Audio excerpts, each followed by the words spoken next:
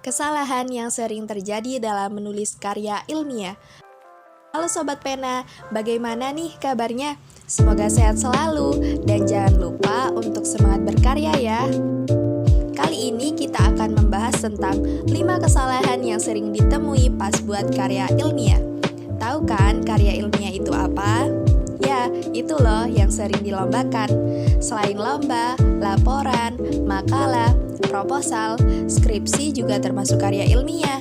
Tentunya tidak asing saat buat tugas kuliah. Pastikan kalian nonton ini untuk ngurangin kesalahan pas buat tugas atau ikut lomba nih. Yang pertama, pendahuluan yang terlalu panjang dan berbelit-belit. Pendahuluan atau bab 1 pada umumnya adalah pintu utama bagi orang lain untuk membaca karya kita. Pendahuluan ini jalannya seperti iklan. Apabila iklannya jelek, otomatis siapa yang membaca? Oleh karena itu, pendahuluan haruslah singkat, padat, jelas. Pendahuluan biasanya mencakup latar belakang, rumusan masalah, tujuan, dan bagian lain yang mendukung. Latar belakang inilah yang biasanya terlalu panjang dan isinya berbelit-belit. Latar belakang yang benar adalah yang fokus pada masalah yang akan dibahas, tidak merembet kemana-mana. Hal yang sama sering terjadi pada rumusan masalah. Rumusan masalah yang dibuat haruslah spesifik, tidak terlalu luas, sehingga fokus masalah saat membuat bagian selanjutnya tidak merembet ke hal yang tidak perlu. Latar belakang yang benar haruslah berkoherensi antara paragrafnya. Apabila pembaca membaca, seakan-akan mengalir. Pastikan Sobat Pena fokus untuk memasukkan semua detail penting, tetapi tulis dengan singkat ya. Yang kedua, isinya cuma nyambungin data aja. Ini adalah kesalahan umum dan lumrah terjadi khususnya pada kalangan anak sekolah, bahkan mahasiswa sekalipun. Ketika ditugaskan membuat makalah, mereka hanya melakukan copy-paste dari internet dan menggabungkan begitu saja. Dik 2012. Padahal, karya ilmiah tidak sesederhana ini. Karya ilmiah yang baik seharusnya mengandung sintesis dari penulisnya. Sebelumnya, mari mengenal kata sintesis. Menurut KBBI, sintesis adalah panduan atau campuran berbagai pengertian atau hal sehingga merupakan kesatuan yang selaras. Jadi, sintesis ini seperti proses menggabungkan banyak informasi atau hal dari banyak sumber lalu dijadikan satu kesatuan yang utuh. Contoh kesalahan lain adalah ketika penelitiannya mengambil data lapangan atau kuesioner secara langsung. Sobat Pena tidak boleh hanya nyambungin data-data itu aja. Kalian harus memberikan data-data dari artikel atau buku yang sesuai, lalu disintesislah. Pastiin karya ilmiah Sobat Pena tidak hanya nyambungin aja ya. Yang ketiga, tidak sesuai dengan aturan kebahasaan. Kesalahan ini pasti sering kalian temui. Sebelumnya, coba kalian jawab.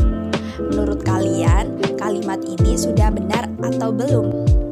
Misalnya, register dokter, register petani, dan sebagainya. Bagaimana?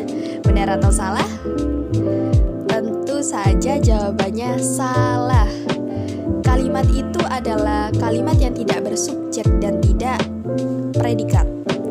Kalimat ini harusnya menjadi anak kalimat pada kalimat menjemuk. Kuntarti 2015. Apabila diperbaiki, kalimat yang benar adalah jenis register terdapat beberapa macam, misalnya register dokter, register petani, dan sebagainya. Kesalahan di atas adalah kesalahan pola kalimat. Selain itu, masih ada yang lainnya seperti ketidakefektifan kalimat, logika berbahasa yang salah, dan ejaan.